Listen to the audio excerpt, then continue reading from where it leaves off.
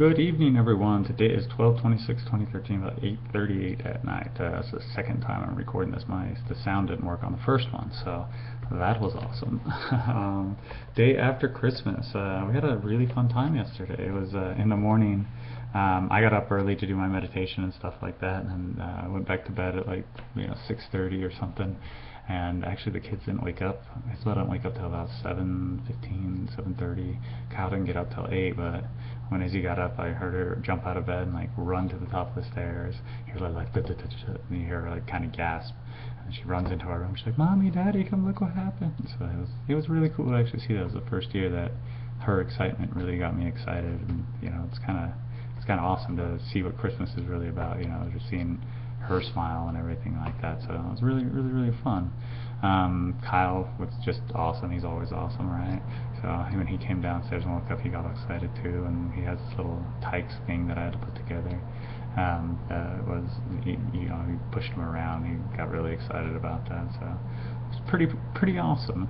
Had Pal's parents over for Christmas Eve. Ate some tamales, which were really good. They came over in the morning as well to open presents, and went over to my parents in the afternoon, hung out with them, played Things, which is a really, really funny game. Got to see all my family, and then went to Pal's house for Pozole, or Pal's parents' house for Pozole to kind of celebrate her birthday and just hang out with everyone over there. So it was a good day yesterday. On the way home, we were talking to Isabel about the meaning of Christmas, and some of the things I just kind of asked her, what does Christmas mean, or why do we celebrate Christmas? Like presents, Santa. It was just kind of funny. We kind of said, well, who Jesus is? Yeah. It's like, well, it's his birthday, right? Yeah, it's his birthday. And tried to say, well, it's about love, it's about charity, it's about giving. And Christmas isn't just about Santa and just about presents. There are people out there that don't have presents. And in the morning I always have her go through, and she says, I love you and respect you, blah, go out and seize the day, you're beautiful inside and out, anything you can believe you can achieve, and then give. And she's always at the end, when she listens to me say it and I don't say it, she's like, why don't you say give, give, give, give, give?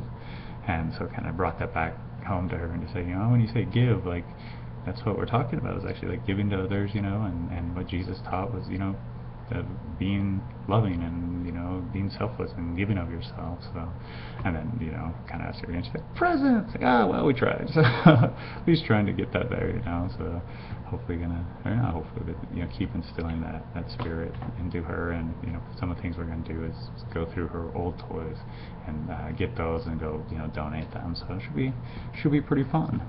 Finished a couple books this morning. One was a book called The Wisdom Jesus that Kevin Donahue sent over. Kevin, that's a really good book. I really, really enjoyed it. It was nice to get a view of Jesus without getting it through dogma or through with all this process around it, but actually just go and learn about what he really taught, and who he really was as a person. And he was a pretty amazing guy. He talks about just kind of that emptying, that letting go, the path to heaven is within us all. His whole message wasn't really look at how awesome I am. It's, well, I'm not, or excuse me, look at how awesome I am, I'm better than you, everything like that. It's like, look at me as more of what you can become. God is within us all. Heaven is within us all, and it's really realizing that you are part of God. You are the Father and Son, or whatever it is. The Father dwells in me. It's true. The God dwells within us all, and having that connection with Him is yours for the taking. And just the love that Jesus had for people and everything like that was really cool. You never. You think about dogma, you think about the different things that are out there of, well, judge not, unless they're not of our church, then judge them, or they can be part of the group if they have a card to get in, or they need to do this, this, and this. But Jesus never taught any of that. He was more of accepting of anyone and everyone, and said, if you want this path, it's there before you, let me show you the way, come follow me. So really, really cool. I really like that. There's another book that Kevin gave me called Humble Approach, which is about Jesus' life, that I'm going to start reading here pretty soon. But I have a whole new respect for Jesus, the teacher that he was and everything, than I've had in the past. just because of growing up the way I did. So I put Jesus up there with like a Buddha, with a Gandhi, with things like that. So really, really cool. Got a comment. Oh, there's another book I finished too, called Wishes Fulfilled by Wayne Dyer. Kind of talks about, what is it, the abundance mentality of manifestation, everything like that. But his big thing was like, recognizing that you are the I am presence, and the words that you use, how powerful they are. Kind of going into psychology, you think of your brain or your subconscious as a goal-seeking mechanism, and the things you plant there. And I think I've said this before in my blog. The things you plant there, doesn't matter if it's corn, something that can feed, or if you alluded to a field, you can plant corn and it'll feed millions of people, right? Or you can plant nightshade and it'll kill millions of people. Your brain's the same way. It's like the earth. It doesn't really care. You can plant negative thoughts or positive thoughts. You can plant I ams or I am nots, and your brain will do that. So if you say, oh, I am stupid, I suck, I am not happy, I am depressed. Well, your mind's going to do that for you. That's what it's built to do. It's the most powerful goal-seeking mechanism we know. So, you have ultimate control over all that stuff. Why are you saying those things to yourself? Instead, why aren't you saying, I am awesome, I am wonderful, I am, amazing, I am God, I am love, I am, the master of my domain. So really, really, really, really enjoyed that, actually. Wayne Dyer's been one of those guys that I've heard of through my reading and stuff like that, but actually going through and reading his work was really, really awesome. Truly enjoyed it. And then he talks a lot about imagination, and I really like the way he talks about imagination.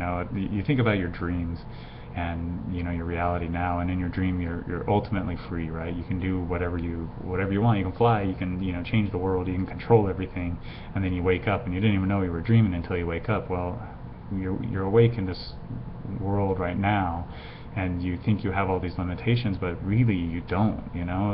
Everything that you see around you, everything that's ever been done, came from someone's imagination at one point in time. It was just a thought that they had, and then they decided to work until it became a reality, at least in this sense. So if they can do it, why can't you? Your imagination is one of the most powerful things you can have, and we're so told to squander it and keep it quiet and don't dream. Get your heads out of the clouds. Well, when your head is in the clouds, you can see the sky. When your head is in the clouds, you can see the sun and the expansiveness out there. When you're planted on the ground and all you're thinking about is the ground, you are focused on such a small area of life and mind and everything like that. That why wouldn't you dream? It's the dreamers that do the big things, the dreamers that go out and change the world, and I'd much rather do that than be mediocre or be just another death that's going to be chalked up to whatever, just a number. I'd rather make a difference. Why not? It's fun. I enjoy it. So that's just me. You don't again, it's all your choice. You totally control your reality. All your emotions, all your feelings, all your thoughts are yours. You master them. Your I am presence rules that all. All of those things are in your control at all times. You can choose to feel them one way or feel them another. You can choose to accept them or fight them. You can choose to think that they're bad or good or whatever it is, but they're just events. They're just things that are passing, and you can decide if you like them or not. So yeah, a really good book. I would suggest reading it. And then he got another one called Getting in the Gap, which is meditation. He calls it japa meditation. He says you go through and you look, you hear the word God, Allah, Buddha. The common theme throughout them is the ah sound, and so japa meditation is like he has the phrase "Our Father who art in heaven, hallowed be thy name," or "Hallowed be thy name." And what you do is you focus on "our" and then "Father," and then as you're focusing on those two words, you slip in between "Our Father," that space, and you go ah for the sound of God or whatever it is. And it's been actually I've done that for the last few days, just in the morning for the first 10 minutes the first 10-15 minutes, I don't know, I just kind of go through it, of my meditation, and it kind of sets my mind right. It's been actually really helpful, so I've really enjoyed that. Yeah, if you want to know more, ask and I'll tell you more about it. Then I got a comment from my sister. It says, "That's super cool that you got to speak to people. What do you talk about?" I want to speak to people about eating disorders, homelessness, and mental illness. Thanks for the inspiration, miss you. I just talk about life. Like I don't go in with a game plan. Typically when I go in, I'm running late and I never prepare anything. I never have any notes, anything like that. I just go in and talk about life. I usually have 3 questions I ask people, which is, who do you want to be, why, and what do you want? Or something along those lines. So those simple questions, and then I always kind of think, I always tell people, like, the people I talk to is like, well, I only have 3 things to ask you, and it's going to take like 4 minutes to ask you that. It's not like hard questions by any means. And I want you guys to ask me questions. I'll ask you questions, and let's keep this going back and forth. It's going to be super boring for you and really awkward for me. And then just kind of talk, just talk about life, like be authentic and just kind of go. And it's been good. I've had some crazy experiences in my life, and I think I've learned quite a bit and kind of changed my life. That I just kind of talk about life and how awesome it is. So it's good to hear the tumors are dying. Well, you have to take the drugs the rest of your life. And how do they work? By attacking the individual cell, by attacking the cells that are making cancer in your body. Not sure if I asked that right, but I hope you get the gist of what I mean. I'm not sure about taking the drugs the rest of my life. Since it's a clinical trial, it's all up in the air. I'm one of a handful of people that are on this drug that I'm responding really well to. So it's all up in the air. They really don't know where they can assume and they can think, but as of right now, the doctors are saying, or my doctor is saying, we're just going to see it or just follow it, and when it stops working, then we'll make a decision at that point in time. So there's been a couple people on it. One's been on for like 2 years and still on it, so it's been good. How do they work? This is going to be a really layman's answer. I went to Wikipedia and researched a bunch of this and just followed all the links, but basically you have cancer cells, all cells, you have proteins in your cell. Proteins fold. They fold into different proteins, everything like that, to make a protein. When cancer cells are folding, there's a certain thing called that your genes are telling it to fold. There's this gene mutation called the V600 mutation. If you have the mutation, what happens is as your cells are folding, they connect in a certain way that makes them replicate and keep going and going and going. And that's where the cancer comes from. This drug goes in, and basically when it's about to connect, it puts a little enzyme in between the 2 protein things, so it causes a little bridge that makes the cell atrophy or die. And that's the simplest way to say it. It's really technical. When I was reading through it, it's just a lot of like technical jargon, but from the layman's view of it, that's really kind of what it does. And it goes through my entire body, so that's why you see, like, I have this white stuff here. It's not white stuff, it's just my skin. My melanin is getting sucked out, like my hair is getting gray, thinning out, stuff like that, but it's my immune system recognizing those cells and starting to attack and pull them out. So pretty awesome stuff. Yeah, other than that, I hope everyone's doing amazing. I know I am. And are you guys closer to where you want to be now than you were, we're nearing the end of the year, you are now than you were at the beginning of the year? Are you closer to where you want to be now than you were yesterday? Who cares if you're not closer than a year ago or anything, but are you closer now than you were 2 seconds ago? Stop judging yourself on something that's way in the past or how you should be or anything. Just stay in the present. And are you doing okay now? And then looking forward, it is almost 2014. What do you want for 2014? Bring it forth, call it forth, ask, and it is given. Seek and you shall find, or knock and it shall be answered. But if you don't do any action, if you don't ask what you want, none of that stuff will happen. If you don't say, I want this, how the hell are you supposed to get there? So, find the one thing you want and work towards it, and then, keep kicking ass and having fun.